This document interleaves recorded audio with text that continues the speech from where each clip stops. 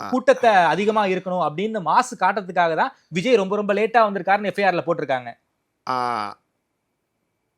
கூட்டத்தை அதிகரித்து பறைசாற்றுவதற்காகவே அந்த வார்த்தை வந்து அந்த முதல் தகவல் அறிக்கையை நான் படிச்சேன். ஓகே.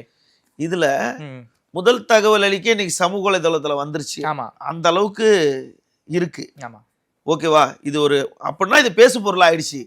யார் இந்த பேசு பொருள் ஆகுறாங்க? அதாவது விஜயை பொறுத்த அளவுக்கு தனக்கு பின்னாடி எல்லாமே ஊடகம் வந்துகிட்டே இருக்கணும் அப்படின்னு அவர் நினைக்கிறார். இதற்கு உதாரணம் என்னன்னா 8:45 அந்த முதல் தகவல் அறிக்கையில் என்ன சொல்லியிருக்காங்க, அவங்க 3 மணிலிருந்து 10 மணி வரைக்கும் தான் நேரம் கேட்டிருக்காங்க, போலீஸ் கிட்ட கொடுத்த அந்த பர்மிஷன் இருக்காங்க அப்படின்னா. ஆனால் அது தொலைக்காட்சிகளில் அவர் காலையிலே வருவதாக தொலைக்காட்சியில் பார்த்த செய்திகளை அடுத்து பொதுமக்கள் வர துவங்கி விட்டார்கள். சார், அதுவும் இல்லாமல் புஷி ஆனந்த் ஒரு அறிக்கை ஒன்று கொடுத்துருக்காரு சார். அவங்க வந்து டிவிக்கோட எல்லா ஹேண்டில்ஸ்லையும் அதை போட்டிருக்காங்க. நாமக்கல்ல 8:45க்கும் கரூர்ல 12 மணிக்கும் பேசுவார்னு பேம்ப்ளெட் போட்டு பொதுச் செயலாளர் புஷி ஆனந்த் பேர்ல தான் வந்து அந்த அறிக்கை நீங்க பாத்தீங்களா? என்கிட்ட ஆதாரமே இருக்கு. நான் பார்த்தத சொல்றேன். ஓகே. 8:45க்கு நாமக்கல்ல பேசுவார்னு உங்ககிட்ட சொன்னார்ல. ஆமா.